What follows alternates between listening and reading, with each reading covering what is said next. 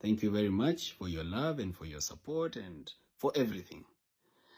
Now, I know most Kenyans have lost hope. And most of you can't see where this country is heading. And you are relying on Morara. But I want to tell you this. I'm nothing without you. And if you rely on me too much without doing something yourself, I'll not succeed. My success is based on how much you also do as an individual. Me, I'm grateful that you've given me that influence to be able to influence change at a higher level. Lakini wewe, ujue kwamba hata wewe uko na kazi ya kufanya. Kwamba hii kazi tunaifanya sisi wote. Now, some of you have asked me, why do we need a political party? The reason we need a political party is so that the Raila Odinga movement does not repeat itself. The Gen Z went to the streets. It's like somebody who goes to hunt. Then when you bring the meat home, you sleep hungry, you don't eat, other people eat. And you see, mlikuwa mnapigania Joho, Paranya, wapate viti. The Gen Zs never got the change they wanted. They fought for the finance bill. But it never succeeded because they removed the finance bill but signed the appropriations bill. Ruto removed the cabinet and brought back same monkeys, same forest. The replacements he bought were just as worse as the other people he had in the cabinet. So what I want to tell you, my friends, is this. I know most of you have told me. I even see your inboxes. Mnasema, Morara, tuite maandamano hata sai. We need to go to the streets. We need to go to the streets. All I can tell you is, friends, it's not your time. Bado. It's not your time to go to the streets.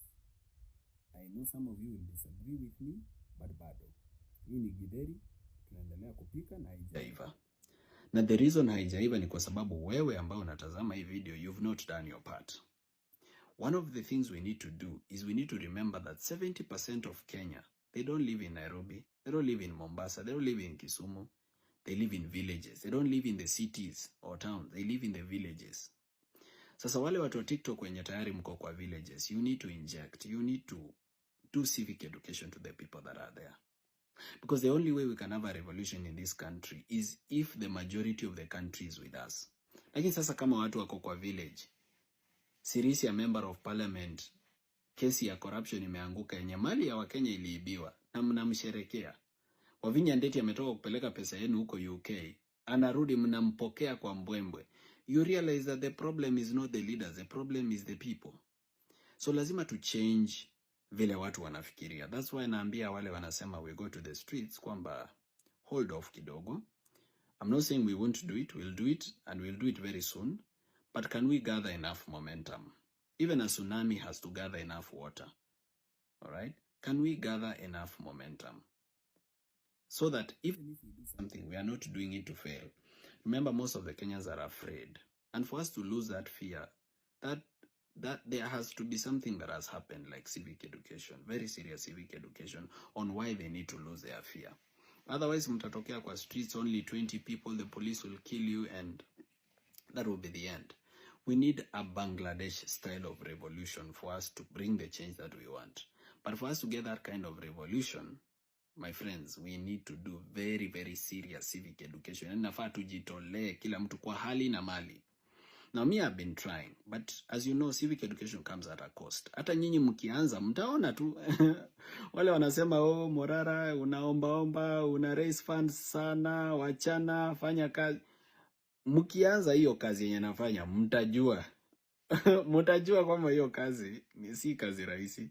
It needs resources, and because you can't beg people all the time for donations, we have to come up with creative ways to raise resources. And that's why I've come up with the issue of doing the t-shirts, you know, different types of merchandise, so that as people buy, they have something to wear, but they are also donating in a way that will have money for doing civic education and for, you know, opening up people's eyes.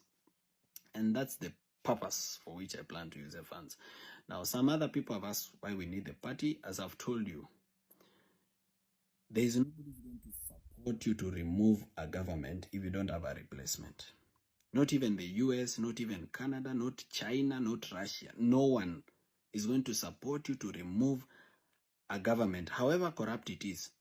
as long as it's a stable government, hata kama iko corrupt, imewaibia kila kitu, lakini iko stable, imehold security as the state, they'll never support you. Why? Because for them to support you, you need to have an alternative system. As young leaders, you need to tell me, what are you doing to groom yourself as replacements to the corrupt leadership that we have? What are you doing? And how are you organizing yourself? Because ours is a party democracy. Without a party, we are going nowhere. Because otherwise, we'll go to the streets, demonstrate, remove the government, yes, but somebody else who didn't go to the streets will take advantage, become president, appoint his ministers, continue with corruption. Either a military officer or some corrupt politician. So we need to organize ourselves into a system where we are already mentoring ourselves to be a replacement to those corrupt leaders that we don't like. So we must be the change that we want to see. Now, not everybody supports us. Kuna wenye watapinga, kuna watatuita majina, kuna wenye watatutusi. But let me tell you something. Kama hautaki matusi, wachana na mambo ya uongozi kabisa. Mambo ya uongozi utatusiwa na ubembelezi, watu watakutusi, watu watakwambia wewe ni hii. People even tell you you are poor. Wewe ulikuwa maskini wewe kabla kuanza siasa.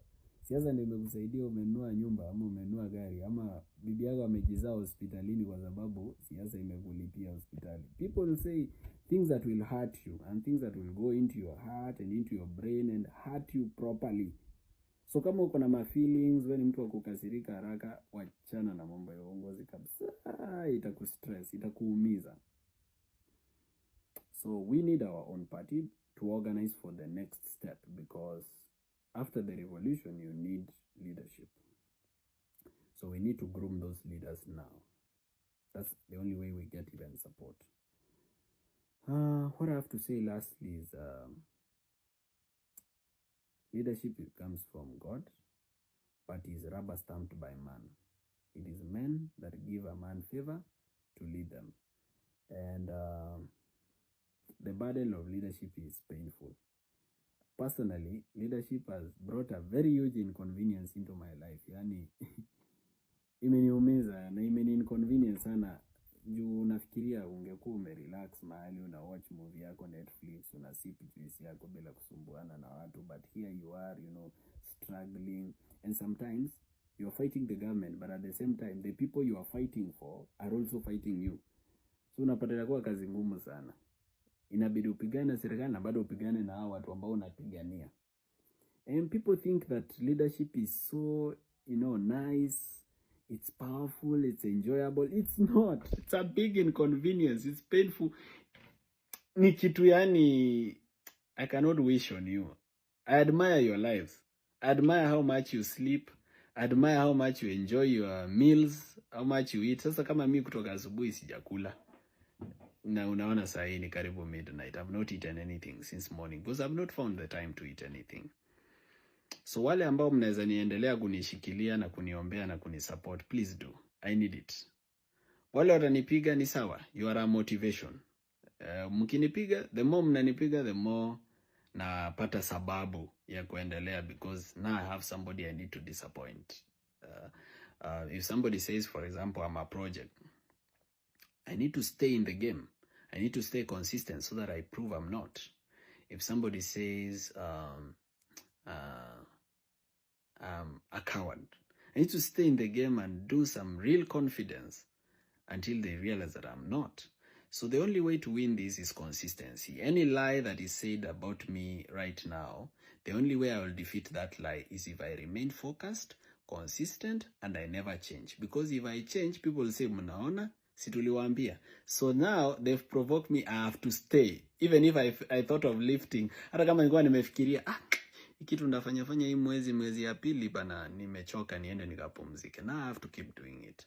So keep supporting us where you can. If you need to buy merchandise, if you need to donate, I assure you, there's no revolution without resources. Iyo msidanganyo. We need resources. For example, if we decide now we want to go to Narok tomorrow to do civic education, we need probably a tent. If we don't need a tent, we may need an umbrella, or we may need this and that. That is resources. Otherwise, bye and God bless you.